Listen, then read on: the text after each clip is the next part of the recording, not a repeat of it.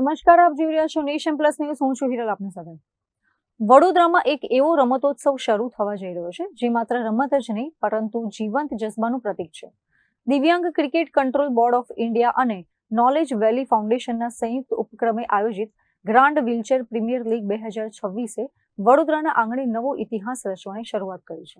Grand wheelchair premier league 2026માં દેશના ખૂણે ખૂણેથી આવેલા દિવ્યાંગ ખેલાડીઓ વ્હીલચેર પર સવાર થઈને ક્રિકેટના મેદાનમાં શૌર્ય બતાવવા સજ્જ થયા છે.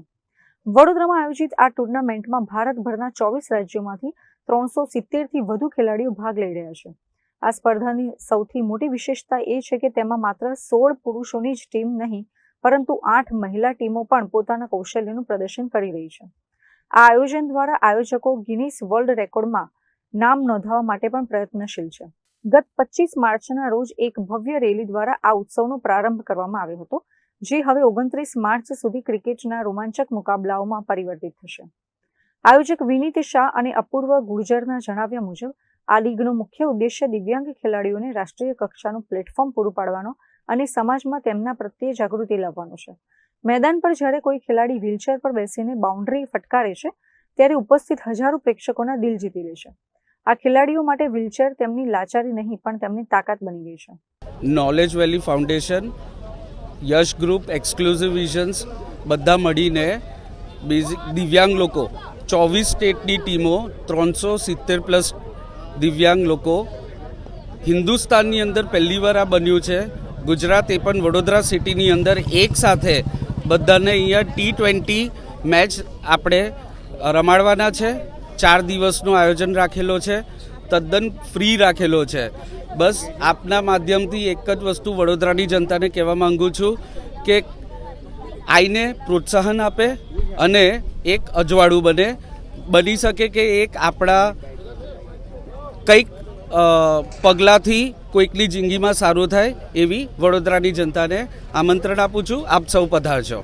મુખ્યત્વે આ ક્રિકેટ ટુર્નામેન્ટ છે ક્યાં થવા જઈ રહી છે ને સમય શું રહેશે, કઈ તારીખથી શરૂ થવાની છે? આ ક્રિકેટ ટુર્નામેન્ટ 26 તારીખ કાલથી ચાલુ થવાની છે. ડે એન્ડ નાઇટ ખેલાડવાની છે અને આની અંદર ફાઇનલ જે છે એ 29 તારીખે રાખવામાં આવેલી છે. તો તમામ વડોદરાની જનતાને આમંત્રણ આપું છું. આપ સૌ પધારજો. આપણા GWPLના અંદર ટોટલ 24 સ્ટેટમાંથી ટીમો આવી રહી છે અને એમાં 16 ટીમો આપણા મેન્સની છે અને 8 ટીમો વુમેન્સની છે અને દરેક સ્ટેટમાંથી આપણે એમને બોલાયા છે અને 370 ટોટલ ખેલાડીઓ છે. આપણે અહીંયા વડોદરા સિટીના અંદર Guinness book of world record પણ અહીંયા કરવા જઈ રહ્યા છીએ. એટલે આપ સૌનો સાથ અને સહકાર આપો અને આ બધાને ચીયરઅપ કરવા માટે અમારું જે ગ્રાઉન્ડ છે એમાં 26 તારીખથી 29 તારીખ અચૂક પધારો. આ કઈ જગ્યાએ આ ક્રિકેટ ટુર્નામેન્ટ રમાશે? SRP ગ્રાઉન્ડ છે, કાશી વિશ્વનાથ મંદિરની બાજુના અંદર, જે પોલીસ ગ્રાઉન્ડ તરીકે પણ ઓળખાય છે, તો ત્યાં આયોજન કરવામાં આવેલું છે.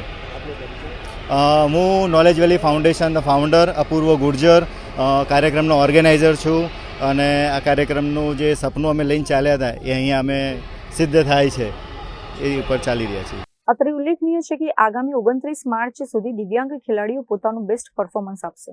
ત્યારે 29 માર્ચના રોજ યોજાનારી ફાઇનલ મેચમાં કોણ વિજેતા બનશે તેના પર સૌની નજર છે, પરંતુ સાચા અર્થમાં તો મેદાન પર ઉતરેલો દરેક ખેલાડી વિજેતા છે. કેમેરામેન નવનીત પરમાર સાથે Chirag Patel, Nation Plus News, Vadodara.